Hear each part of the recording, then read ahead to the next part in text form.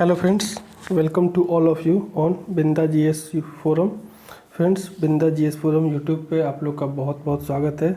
तो फ्रेंड्स, आज हम लोग बहुत बड़ी एक अपडेट को देखेंगे जो कि टाइम्स ऑफ इंडिया, ध्यान दीजिएगा आप कहाँ पे ये है, टाइम्स ऑफ इंडिया का जो पटना एडिशन है, ठीक है। उसमें ये जो आपका है 22 जुलाई 2020 में ये अपडेट आया है, पेज नंबर 7 पे है। तो देखिए क्या है, मैं आपको बता रहा हूँ एक करके कि जो ओल्ड एनसीईआरटी, मतलब कि जो एनसीईआरटी है वो अपने सिलेबस में JNK जम्मू एंड कश्मीर का जो ओल्ड मैप है उसको चेंज करके लाएगी, जो कि 2004 के बाद 2005 में अपडेट हुआ था एनसीईआरटी का सिलेबस। अब 2005 के बाद ये 2020 में अपडेट हो रहा है। तो पहले हम जान ले कि ये एडिशन में है क्या, ठीक है। जो टाइम्स ऑफ इंडिया का जो एडिशन है उसको आप लोग स्क्रीन पे देख सकते हैं ध्यान से। तो फ्रेंड्स आइए मैं इसको एक बार आप लोग को ओरली रीड करके बताता हूँ, और इसके बाद मैं बताऊँगा कि इसमें जो मेन रूल है आर्टिकल 370, ठीक है, और 355A, ठीक है। ध्यान दीजिएगा 355A ये है, 355A। इसके बारे में हम लोग डिटेल से चर्चा करेंगे कि आफ्टर एंड बिफोर, ठीक है, या बिफोर और आफ्टर क्या सिनेरियो है, ठीक है। तो आइए एक एक करके हम लोग देखते हैं। तो फर्स्ट ऑफ ऑल हम लोग देखते हैं ओल्ड जो JNK मैप के बारे में, जो क्या एनसीईआरटी कह रही है और कैसे क्लास 12 की बुक में इसको अपडेट करेगी। तो फ्रेंड्स इसको ध्यान से देखिएगा। The national council of education research and training has replaced the old map of JNK in class 12 political science textbook from this year. This comes about a year after the revocation of Article 370 by the center and the creation of the Union Territories of Jammu and Kashmir and Ladakh, ठीक है। तो friends ये ध्यान देना है, जो पहले Jammu and Kashmir था वो अब 2 यूनियन टेरिटरी में वो डिवाइड हो गया। ये कौन कौन सा, तो जम्मू एंड कश्मीर एंड लद्दाख में, ठीक है। और एनसीईआरटी ऑफिशियल टोल्ड ANI, ठीक है, एक ये बहुत ट्रस्टेड न्यूज एजेंसी ANI, ठीक है, उसके माध्यम से बताया कि nothing new, only the old map of Jammu and Kashmir map has been replaced with a new map by NCERT in class 12 political science, ठीक है। तो इसको ध्यान रखना आपको कि ये जो एनसीईआरटी जो है ऑफिशियली ये बताया ANI को कि जो ओल्ड मैप है उसी को ये क्या कर रहे हैं, मतलब कि दोबारा से अमेंड, मतलब कि सुधार करके ये मतलब कि ला दिए हैं, जो कि अब जितनी भी 2020 से बुक प्रिंट होगी उसमें ये अपडेट होके आएगा। लास्ट ईयर ऑन अगस्त 5, ये ध्यान देना, लास्ट अगस्त ऑन 5, ये कब की बात है, 2019 की। The government of India revoke the special status granted under Article 370 of the Indian Constitution of Jammu and Kashmir through an amendment in Parliament and also scrapped in Article 355A। मतलब कि article 370 के साथ साथ article 355A की बात भी हो रही है, ये ध्यान देने की वाली बात है। आर्टिकल 370 के साथ article 355A। And the state was bifurcated into 2 union territories Jammu and Kashmir and Ladakh. NCERT textbook are used by all school affiliated to the central board of secondary education, यानी कि CBSE को ये कह रही है। And several state boards have also adopted these books. तो friends ये एक बहुत बड़ी अपडेट है। तो अब हम लोग 1 बाय 1 करके इसको देखते हैं, लेकिन एक जो ये लार्ज कॉलम में ये जो है इसको देख ले क्या है, ये जो कंक्लूजन होता है, तो कंक्लूजन क्या निकल के आ रहा है कि this comes about year after the revocation of Article 375 by the center and the creation of the Union Territories of Jammu and Kashmir and Ladakh, and official said of the National Council of Education, Research and Training told ANI, मतलब कि साफ NCERT, ठीक है, ANI जो एक बहुत बड़ी trusted news agency है उसको ये बताने की कोशिश किया है कि नथिंग न्यू, ध्यान देने वाली बात है, nothing new, only the map of Jammu and Kashmir has been replaced with a new map by NCERT in class 12 science, text book. तो ये एक बहुत बड़ी अपडेट है। ठीक है फ्रेंड्स, अब हम लोग 1 बाय 1 करके अब हम लोग जानेंगे। ठीक है, किसके बारे में जानेंगे? आर्टिकल, जो एक बहुत ही बड़ा मुद्दा था पिछले 70-75 सालों से, 370 एंड 355A को इन डिटेल में आपको मैं बताने जा रहा हूँ। आप लोग ध्यानपूर्वक सुनिएगा और उसके बाद आपको एक एक चीज़ क्लियर हो जाएगा कि बिफोर एंड आफ्टर क्या सिनेरियो हुआ है। ठीक है, तो आइए हम लोग 1 बाय 1 करके इसको देखते हैं। सबसे पहले हम लोग देखेंगे, ठीक है, किसको देखेंगे? सबसे पहले हम लोग देखेंगे आर्टिकल 370 को। ठीक है, तो हम लोग 1 बाय 1 करके देखते हैं आर्टिकल 370 के बारे में। तो ध्यान देना, आप लोग ध्यान से देखिए इसको। तो आइए फ्रेंड्स, हम लोग देखते हैं 1 बाय 1 करके आर्टिकल 370 के बारे में। तो ये किससे रिलेटेड है? जम्मू एंड कश्मीर के संबंध में अस्थाई, अस्थाई, परिवर्तनीय, विशेष और प्रावधान। ठीक है, आइए हम लोग 1 बाय 1 करके इसके सारे चीज़ को देखते हैं। ये है एम्बलम अपना गवर्नमेंट ऑफ इंडिया का, भारतीय संविधान का राष्ट्रीय चिन्ह। तो हम लोग 1 बाय 1 करके सारे चीज़ को एक एक करके देखेंगे। तो भारतीय संविधान का अनुच्छेद 370 एक ऐसा अनुच्छेद था, ध्यान देने वाली बात है, एक ऐसा अनुच्छेद था, अब नहीं रहा आर्टिकल 370, जो जम्मू कश्मीर को स्वायत्तता प्रदान करता था तथा संविधान के 21वें भाग में अनुच्छेद के बारे में परिचयात्मक बात कही गई थी। क्या कही गई थी? तो ध्यान देने वाली बात है। क्या है वो आपकी ध्यान देने वाली बात? ठीक है, वो ध्यान देने वाली बात है अस्थाई, संक्रमणकालीन और विशेष प्रावधान। इसको ध्यान रखना है। जम्मू और कश्मीर का संविधान को इसकी स्थापना के बाद, ठीक है, इसकी स्थापना के बाद भारतीय संविधान के उन लेखों की सिफारिश करने का अधिकार दिया गया जिन्हें राज्य में लागू किया जाना चाहिए या अनुच्छेद 370 को पूरी तरह से निरस्त करना चाहिए। बाद में जम्मू कश्मीर संविधान सभा ने संविधान राज्य के संविधान का निर्माण किया और अनुच्छेद 370 को निरस्त करने की सिफारिश किए बिना खुद को भंग कर दिया और इस लेख को भारतीय संविधान की एक अस्थायी विशेषता माना गया है। ठीक है, जो एक बहुत लंबे समय से ये चलता आ रहा था, लेकिन आखिरकार लगभग कितने आज़ादी के लगभग 70 से 70 वर्ष बाद, ठीक है, 70 वर्ष बाद 5 अगस्त 2019 को राज्यसभा में एक ऐतिहासिक जम्मू कश्मीर पुनर्गठन अधिनियम, Jammu and Kashmir reorganisation act 2019 के अंतर्गत इसे हटा दिया गया पूर्ण रूप से और इसे 2 union territory Jammu and Kashmir और लद्दाख में विभाजित कर दिया गया। ठीक है, जम्मू कश्मीर उधर करते विशेष अधिकार। देखिए क्या क्यों था ये आर्टिकल 370 क्यों था और क्यों इससे नहीं हटाया जा रहा था और इसके पीछे का क्या पॉलिटिकल गेम था, उसको आइए देखते हैं। इसके अनुसार संसद को जम्मू कश्मीर के बारे में रक्षा, विदेश मामले और संचार के विषय में कानून बनाने का अधिकार था। मतलब कि अगर 370 जब तक था, रक्षा, विदेश मामले और संचार के विषय में कानून बनाने का अधिकार संसद को था, लेकिन उसके अलावा और भी कुछ भी था जो था वो जम्मू कश्मीर के संविधान के अनुसार था। इस विशेष दर्जे के कारण जम्मू कश्मीर राज्य पर संविधान की धारा 356 नहीं लागू होती थी। मतलब कि प्रेसिडेंशियल रूल, राष्ट्रपति शासन कभी भी लागू नहीं होता था। ठीक है, इसे ध्यान देना है। इस कारण राष्ट्रपति के पास राज्य के संविधान को बर्खास्त करने का अधिकार नहीं था पहले, अब है।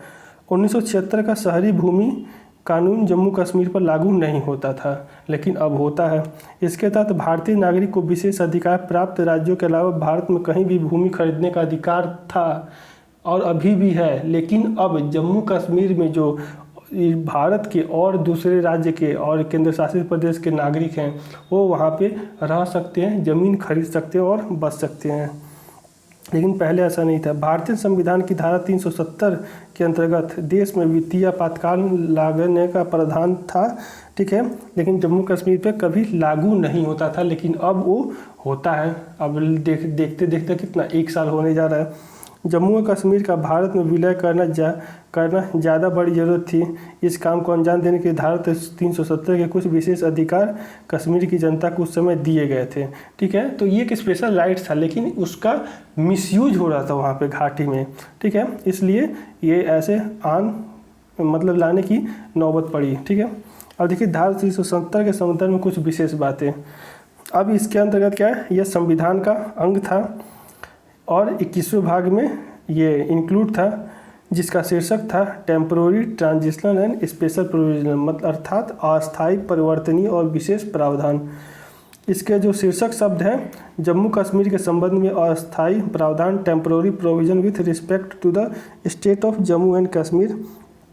धारा 370 के तहत जो प्रावधान है उनमें समय समय पर परिवर्तन किया गया है, जिन्हें आरंभ में 1984 से का महत्व के लिए 1953 में उस समय के कश्मीर के वजीर आज़म, मतलब कि जो पीएम थे कौन, शेख अब्दुल्ला, जो जवाहरलाल नेहरू के अंतर्गत मतलब क्लोज मित्र थे, को गिरफ्तार बंदी बनाया गया और सारा संशोधन जम्मू कश्मीर के विधानसभा द्वारा पारित किया गया। तो ये सब जो है आप लोग देखिए, जो प्रावधान है इस प्रकार: चुंगी केंद्रीय आबकारी, नागरिक उड्डयन, डाक तार विभागों के कानून और नियम जम्मू कश्मीर को लागू किए गए। केंद्रीय सेवा के आईएएस तथा आईपीएस अधिकारियों की नियुक्ति इस राज्य में होने लगी। इसी के साथ कैग अधिकारी भी इस राज्य पर लागू हुए। भारतीय जनगणना कानून जम्मू कश्मीर पर लागू हुआ। 60 में क्या हुआ, सर्वोच्च न्यायालय ने जम्मू कश्मीर उच्च न्यायालय के निर्णय के विरुद्ध अपीलों को स्वीकार करना शुरू किया, उसे अधिकृत किया। संविधान के धारा 356 तथा 357 इस राज्य पर लागू किए गए। इन अनुच्छेदों के अनुसार जम्मू कश्मीर में संवैधानिक व्यवस्था के गड़बड़ा जाने पर राष्ट्रपति का शासन लागू करने का अधिकार प्राप्त हुआ। ये कब हुआ, जब ये दोनों के बीच जम्मू कश्मीर, जो भारत के प्रधानमंत्री और जम्मू कश्मीर के जो प्रधानमंत्री थे, इन दोनों के बीच, जो दोनों बहुत अच्छे क्लोज थे, शेख अब्दुल्ला और जवाहरलाल नेहरू, इन दोनों के बीच जो मीटिंग हुई, उसके बाद ये सब बातें हुई। श्रमिक कल्याण और श्रमिक संगठन, सामाजिक सुरक्षा तथा सामाजिक बीमा संबंधी केंद्रीय राज्य पर लागू हुए। ठीक है, लोकसभा में प्रत्यक्ष मतदान द्वारा निर्वाचित अपने प्रतिनिधि भेजने का अधिकार दिया गया। जम्मू कश्मीर की विधानसभा ने अपने संविधान में आवश्यक सुधार करते हुए प्रधानमंत्री के स्थान पर मुख्यमंत्री तथा सदर रियासत, मतलब कि अब कब 1966 के बाद प्रधानमंत्री के पद को समाप्त करके वहाँ पे मुख्यमंत्री को लाया गया। ठीक है, तो जिसे सदर रियासत कहा जाएगा, और राज्यपाल की नाम स्वीकृत हुई। अब राज्यपाल की नियुक्ति राष्ट्रपति द्वारा होने लगी। उसके पहले राज्यपाल नहीं थे, लेकिन वहाँ पे राज्यपाल जो हमेशा से ही किसी भी स्टेट में राष्ट्रपति के द्वारा होती है। जम्मू कश्मीर के उच्च न्यायालय ने चुनाव संबंधी मामलों पर अपील सुनने का अधिकार सर्वोच्च न्यायालय को दिया। भारतीय संविधान के अनुच्छेद 226 के तहत, ठीक है, विशिष्ट प्रकार के मामलों की सुनवाई करने का अधिकार उच्च न्यायालय को दिया गया। संविधान के अनुच्छेद 249 के प्रावधान जम्मू कश्मीर पर लागू हुए। इस धारा में ही उसकी संपूर्ण समाप्ति की व्यवस्था बताई गई। इसके अंतर्गत और भी बहुत सारे हैं, आप इसको 1 बाय 1 करके मैं इसको स्लाइड कर रहा हूँ, आप लोग देखिए। ये था आपका जम्मू कश्मीर से रिलेटेड जो 370 की बात है। अब ये कुछ हिस्टोरिकल है, इसको आप लोग ध्यान से देख लीजिए। ये कुछ देख लीजिएगा ध्यान से, ये सारे, ये मैं किसी और नहीं, ये विकिपीडिया का ही सोर्स है, जो ऑथेंटिक सोर्स है, उसके थ्रू मैं आपको ये बताने की कोशिश कर रहा हूँ। ठीक है, ये ध्यान दीजिएगा। संविधान, जहाँ तक यह जम्मू कश्मीर के संविधान में लागू के प्रावधान, तो ये सब जो है, जिस व्यक्ति को राज्य की विधानसभा सिफारिश पर राष्ट्रपति द्वारा जम्मू कश्मीर के सदर रियासत तथा तत्स्थानिक रूप से पदासीन राज्य की मंत्रिपरिषद की सलाह पर कार्य कर रहे हैं के रूप में तत्स्थानिक रूप से मान्यता दी गई है, उनके लिए निर्देशों को जम्मू एवं कश्मीर के राज्यपाल निर्देश माना जाएगा। तो ये सब क्या है, वहाँ के मुख्य प्रावधान थे, जो अब क्या हुए, समाप्त कर दिया गया है। और समाप्त करते ही उसे भारत का मतलब कि इंटरनल पार्ट, मतलब कि आंतरिक हिस्सा बना दिया गया। और बहुत सारे विरोध हुए जो पॉलिटिकल गेम थे। ठीक है, जम्मू कश्मीर को लेकर शेख अब्दुल्ला, अंबेडकर, नेहरू, गोपाला साइंग, बहुत सारे, श्यामा प्रसाद मुखर्जी इसके लिए जो आरएसएस से संबंधित थे, वो इसके लिए बहुत बड़ा बलिदान दिया जी, और वहाँ पे उनकी मृत्यु तक भी हो गई। ठीक है, भूख हड़ताल किए। ठीक है, तो ये सब कि इस इतने सारे बलिदान के बाद ये आर्टिकल 370 5 अगस्त 2019 को जाकर 5 अगस्त 2019 को जाकर, ठीक है, फाइनली 2019 में इसे समाप्त कर दिया गया राज्यसभा के द्वारा एक स्पेशल बिल के द्वारा, ठीक है। अब हम लोग देखते हैं आर्टिकल 355A के बारे में, ठीक है। तो आइए फ्रेंड्स हम लोग देखते हैं 355A को ध्यानपूर्वक, ठीक है। अब देखिएगा भारतीय संविधान का 355A जो भारतीय राज्य जम्मू कश्मीर से संबंधित संवैधानिक कानून को लेके है। तो देखिएगा भारतीय संविधान का 335A अनुच्छेद एक ऐसा अनुच्छेद था जो जम्मू कश्मीर राज्य विधानमंडल को अस्थायी निवासी परिभाषित करने तथा उन नागरिकों को विशेषाधिकार प्राप्त करने का अधिकार देता था, जिसे 5 अगस्त 2019 को निरस्त कर दिया गया। इसीलिए जो वहाँ के बहुत जो उग्रवादी लोग थे, उपद्रवी लोग थे, उनको बहुत बड़ी इससे घाटा हुआ, क्योंकि वो इसी पर अपनी रोटी सेकते थे और अपने बिजनेस को और भी जो भी सेल्फ इंटरेस्ट था उसको आगे बढ़ाते थे, ठीक है। इसके अंतर्गत क्या था कि स्थायी नागरिकों के अधिकार से संबंधित कानूनों का संरक्षण करना, संविधान में कुछ भी हो या फिर भी कोई भी वर्तमान कानून जम्मू कश्मीर राज्य में तथा भविष्य में राज्य विधानमंडल क्रियान्वित नहीं होगा। जम्मू कश्मीर राज्य अस्थायी नागरिक कौन कौन है अथवा इससे होंगे इसे परिभाषित करता था। ऐसे अस्थायी नागरिकों को विशेषाधिकार प्राप्त करना तथा अन्य व्यक्तियों पर इन क्षेत्रों पर, मतलब कि साफ 355A के हटते ही 370 था, लेकिन 370 के बाद 355 एक बहुत बड़ा चैलेंज था, क्योंकि इसके हटने के बाद लोग वहाँ पे क्या मतलब कि ज़मीन खरीद के घर बना के रह सकते थे, ठीक है। अब रहने भी लगे हैं, बहुत लोग वहाँ ज़मीन भी खरीद लिए हैं और वहाँ पे ज़मीन का रेट बहुत महंगा हो गया। पहले दूसरे राज्य के लोग वहाँ पे नौकरी नहीं कर पाते थे, अब वो राज्य सरकार में नौकरी पा सकेंगे।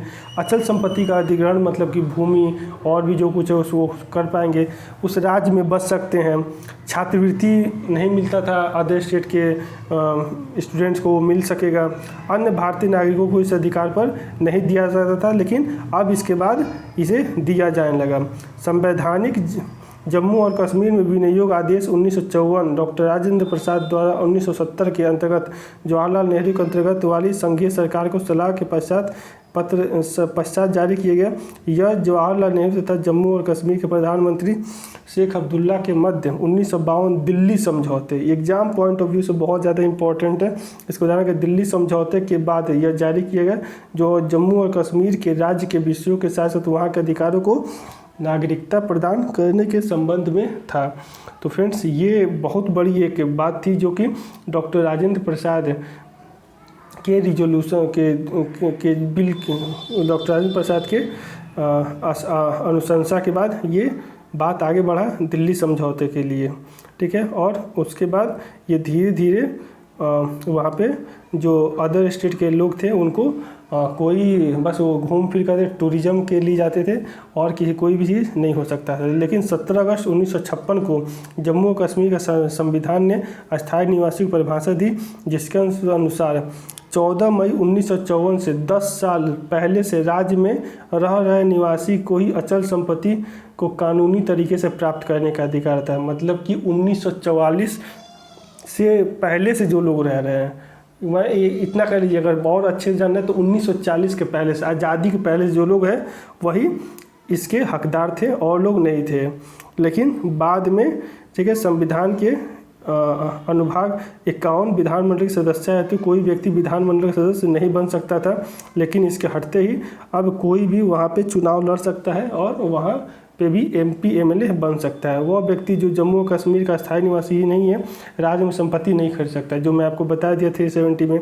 अब सर नौकरी पा सकता है, ज़मीन भी खरीद सकता है, वहाँ की लड़कियों से शादी भी कर सकता है, ठीक है। पहले ये था कि वहाँ की जो लड़कियों से शादी करेगा उसको वहाँ पे उसको मतलब कि तब भी उसको वहाँ पे ज़मीन या कोई भी चीज़ उसका हकदार नहीं हो पाता। लेकिन अब 370 और 355A हटा, ये सारी सुविधाएं देश के अन्य राज्य और केंद्र शासित प्रदेश के निवासियों को भी और स्टूडेंट को भी यह सुविधा प्राप्त होने लगी।